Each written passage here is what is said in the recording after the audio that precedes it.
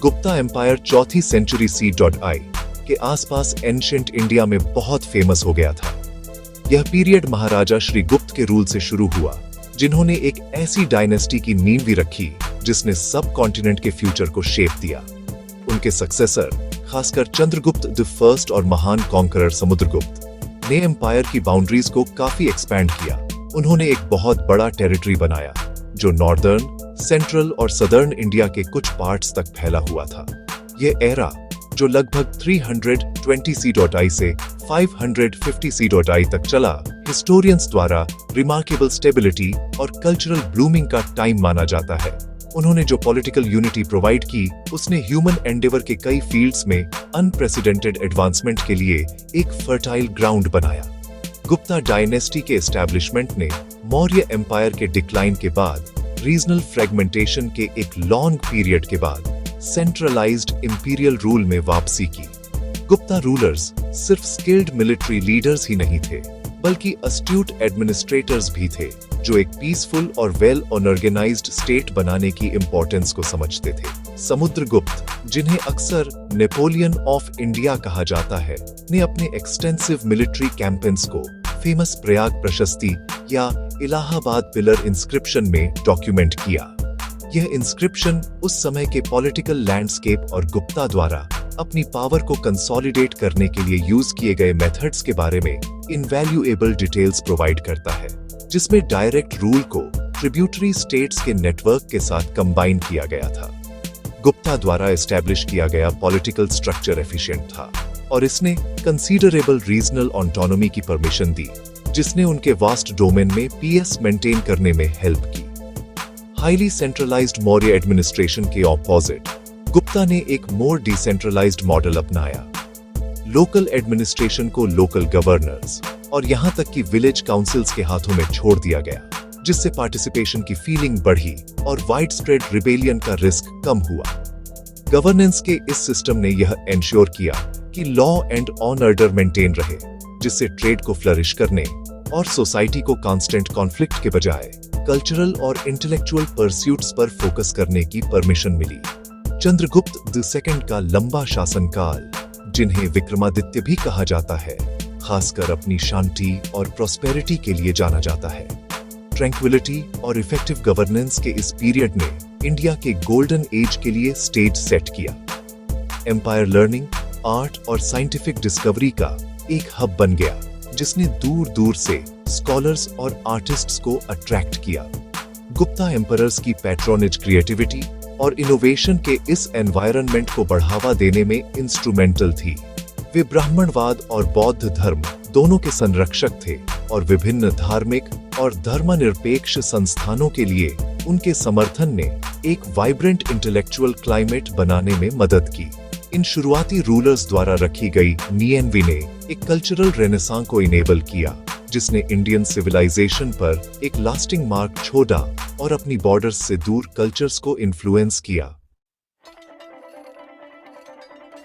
Gupta period में literature और arts में क्रिएटिविटी का एक एक्स्ट्रा ऑर्डिनरी आउटपोरिंग देखा गया, जो रिफाइनमेंट के उस लेवल तक पहुंच गया जो आने वाली सेंचुरीज के लिए क्लासिकल स्टैंडर्ड बन गया।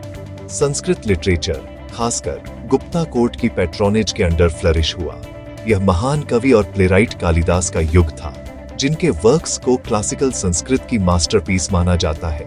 उनके नाटक जैसे अभिज्ञान शाकुंतलम, दी रिकॉग्निशन ऑफ शकुंतला और मेघदूतम, दी क्लाउड मैसेंजर अपनी लिरिकल ब्यूटी, इमोशनल डेप्थ और ह्यूमन रिलेशनशिप्स और नेचर के इंट्रिकेट पोर्ट्रेयल के लिए सेलिब्रेट किए जाते हैं।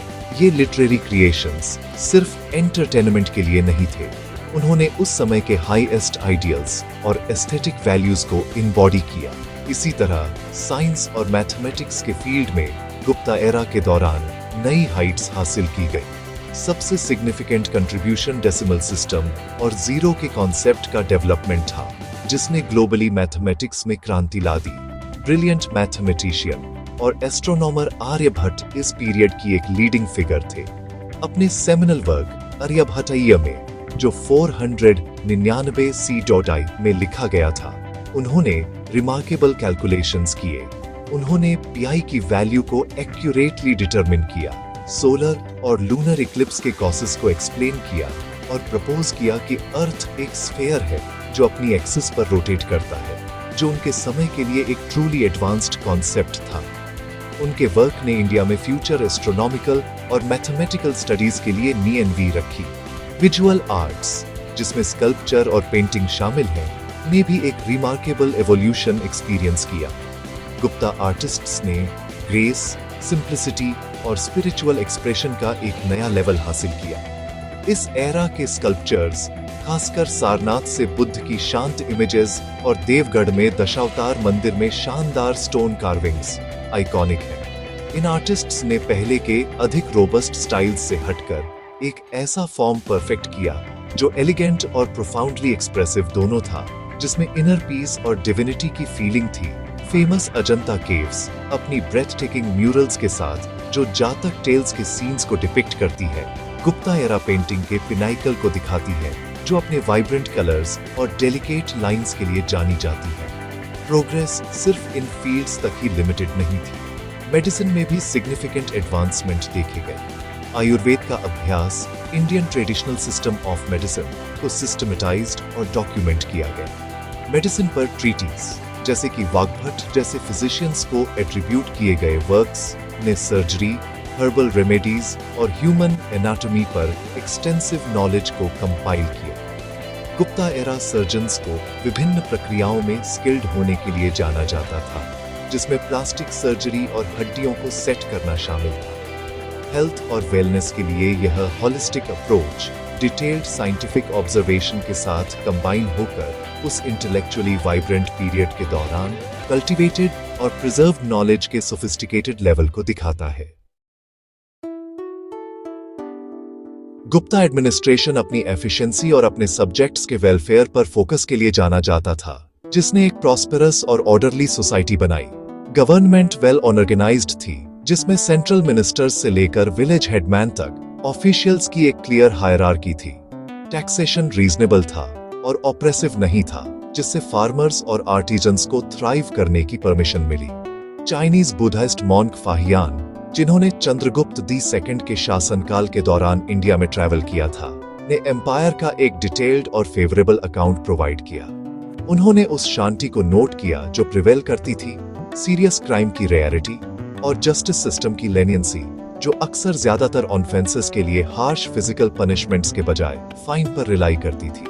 इस स्टेबल पॉलिटिकल एनवायरनमेंट ने एक बूमिंग इकोनॉमी को बढ़ावा दिया, जो इंटरनल और एक्सटर्नल ट्रेड दोनों से ड्रिवन थी। एग्रीकल्चर इकोनॉमी की बैकबोन थी, जिसमें स्टेट ने क्रॉप यील्ड्स को इंप्रूव करने के लिए इरिगेशन सिस्टम्स में इन्वेस्ट किया। हालांकि ट्रेड नेटवर्क्स एक्सटेंसिव और हाईली प्रॉफिटेबल थे।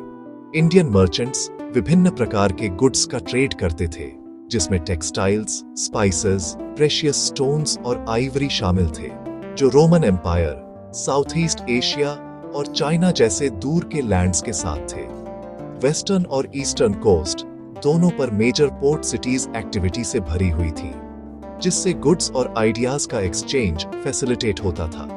बड़ी संख्या में खूबसूरती से क्राफ्ट किए गए गोल्ड कॉइन्स, जिन्हें दीनार के नाम से जाना जाता है, का इश्यू एम्पायर की अपार धन और इकोनॉमिक वाइटैलिटी का एक टेस्टामेंट है। गुप्ता पीरियड के दौरान सोसाइटी ट्रेडिशनल वर्ण सिस्टम के अनुसार स्ट्रक्चर्ड थी, लेकिन यह रिलेटिव सोशल हार्मोनी और प्रोग्रेस का समय भी था। जबकि कास्ट सिस्टम ने सोशल रोल्स को डिफाइन किया, मोबिलिटी की एक डिग्री थी और कई लोगों के लिए overall standard of living high था। एजुकेशन को अत्यधिक महत्व दिया गया था और नालंदा यूनिवर्सिटी जैसे महान लर्निंग सेंटर्स इस समय के दौरान एस्टेब्लिश किए गए थे। नालंदा ने पूरे एशिया से स्टूडेंट्स और स्कॉलर्स को अट्रैक्ट किया, जो बुद्धिस्ट फिलॉसफी, लॉजिक, मेडिसिन और मैथमेटिक्स के स्टडी के लिए एक प्रसिद्ध इंटरनेशनल इंस्टीट्यूशन बन गया। एजुकेशन पर इस एम्फेसिस ने युग की इंटेलेक्चुअल डायनामिज्म में कंट्रीब्यूट किया। गुप्ता रूलर्स ने रिलीजियस टॉलरेंस के क्लाइमेट को बढ़ावा दिया, जिसने सोशल पीस में कंट्रीब्यूट किया। हालांकि वे पर्सनली वैष्णव धर्म के फॉलोअर्स थे, उन्होंने बौद्ध धर्म और जैन धर्म सहित अन्य धर्मों का समर्थन किया। इंक्लूसिविटी की इस पॉलिसी ने विभिन्न धार्मिक कम्युनिटीज को शांतिपूर्वक सह अस्तित्व में रहने और एम्पायर के रिच कल्चरल फैब्रिक में कंट्रीब्यूट करने की परमिशन दी। ग्रैंड हिंदू टेम्पल्स का कंस्ट्रक्शन हुआ, लेकिन बुद्धिस्ट मोनेस्ट्रीज और जैन सेंटर्स को भी रॉयल पैट्रोनेज मिली और वे बिना किसी इंटरफेरेंस के फ्लरिश हुए। टॉलरेंस और म्यूचुअल रेस्पेक्ट का यह एटमॉस्फेयर ओवरऑल प्रॉस्पेरिटी और स्टेबिलिटी में एक प्रमुख इंग्रेडिएंट था, जिसने गुप्ता शासनकाल की विशेषता बताई, जिससे एक ऐसी सोसाइटी बनी जो सुरक्षित और कल्चरली वाइब्रेंट दोनों थी।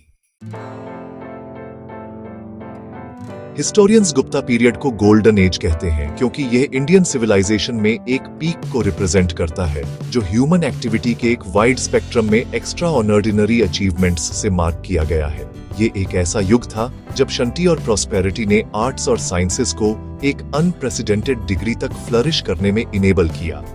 गोल्डन शब्द सिर्फ इकोनॉमिक वेल्थ का रेफरेंस नहीं है, जो एम्पायर के एबंडेंट गोल्ड कॉइनेज द्वारा सिंबलाइज्ड है, बल्कि इससे भी इम्पोर्टेंट उस ब्रिलियंट कल्चरल और इंटेलेक्चुअल आउटपुट का है जिसने पीरियड को डिफाइन किया। ऑन ऑर्डर, प्रॉस्पेरिटी और क्रिएटिव जीनियस के सिंथेसिस ने एक क्लासिकल एज बनाया, जिसके स्टैंडर्ड्स को इंडिया और उसके बाहर आने वाली जनरेशंस के लिए एमुलेट किया जाएगा। इंडियन हिस्ट्री पर गुप्ता एम्पायर का इम्पैक्ट प्रोफाउंड और एंड्यूरिंग है। कालिदास के लिटरेरी वर्क्स, आर्यभट्ट के मैथमेटिकल इनोवेशंस और सारनाथ और अजंता की आर्टिस्टिक मास्टरपीस इंडिया की कल्चरल आइडेंटिटी के इंटीग्रल पार्ट्स बन गए। साइंटिफिक एडवांसमेंट्स, खासकर डेसिमल सिस्टम और जीरो का कॉन्सेप्ट आर्गुएबली इंडियन सिविलाइजेशन में इंडिया के सबसे सिग्निफिकेंट कॉन्ट्रीब्यूशंस थे, जो मॉडर्न मैथमेटिक्स और साइंस की बहुत नींवी बनाते हैं। गवर्नेंस के प्रिंसिपल्स और इस समय के दौरान डेवलप किए गए एडमिनिस्ट्रेशन के मॉडल्स ने भी सब्सिक्वेंट इंडियन किंगडम्स को इन्फ्लुएंस किया। इस पीरियड ने कल्चरल एक्सीलेंस और एनलाइटेंड रूल के लिए एक बेंचमार्क सेट किया। गुप्ता एम्पायर का डिक्लाइन 5th सेंचुरी C.I. के लेट में शुरू हुआ, मुख्य रूप से इंटरनल कॉन्फ्लिक्ट्स और सेंट्रल एशिया से हुनों द्वारा बार बार होने वाले इन्वेजन के कारण। हालांकि बाद के गुप्ता रूलर्स ने एम्पायर को प्रोटेक्ट करने के लिए बहादुरी से लड़ाई लड़ी, वे इसके इवेंचुअल फ्रेगमेंटेशन को छोटे रीजनल किंगडम्स में नहीं रोक सके। हालांकि पॉलिटिकल एंटिटी के अंत का मतलब उसके कल्चरल इन्फ्लुएंस का अंत नहीं था। गोल्डन एज की लेगेसी सबकॉन्टिनेंट की कॉन्शियसनेस में इतनी गहराई से एम्बेडेड हो गई थी कि यह एम्पायर के पॉलिटिकल मैप से गायब होने के बाद भी आर्ट, लिटरेचर और साइंटिफिक इंक्वायरी को इंस्पायर करती रही। संक्षेप में, गुप्ता एम्पायर की इंपॉर्टेंस क्लासिकल इंडियन कल्चर के एक क्रूसिबल के रूप में उसकी भूमिका में निहित है। यह एक ऐसा समय था जब political stability, economic prosperity, social harmony और एनलाइटेंड पैट्रोनेज एक साथ आकर ह्यूमन क्रिएटिविटी के एक रिमार्केबल एफ्लोरेसेंस का निर्माण कर रहे थे। एलिगेंट स्कल्पचर्स और प्रोफाउंड पोएट्री से लेकर रिवोल्यूशनरी मैथमेटिकल कॉन्सेप्ट्स तक, इस युग की उपलब्धियों ने इंडियन सिविलाइजेशन के ट्रेजेक्टरी को शेप दिया। गुप्ता पीरियड राष्ट्रीय गौरव का एक स्रोत बना हुआ है और एक ऐसे समय की एक पावरफुल रिमाइंडर है जब इंडिया इंटेलेक्चुअल और आर्टिस्टिक परस्यूट्स में एक ग्लोबल लीडर था, जिसने वास्तव में अपने गोल्डन एज के टाइटल को अर्जित किया।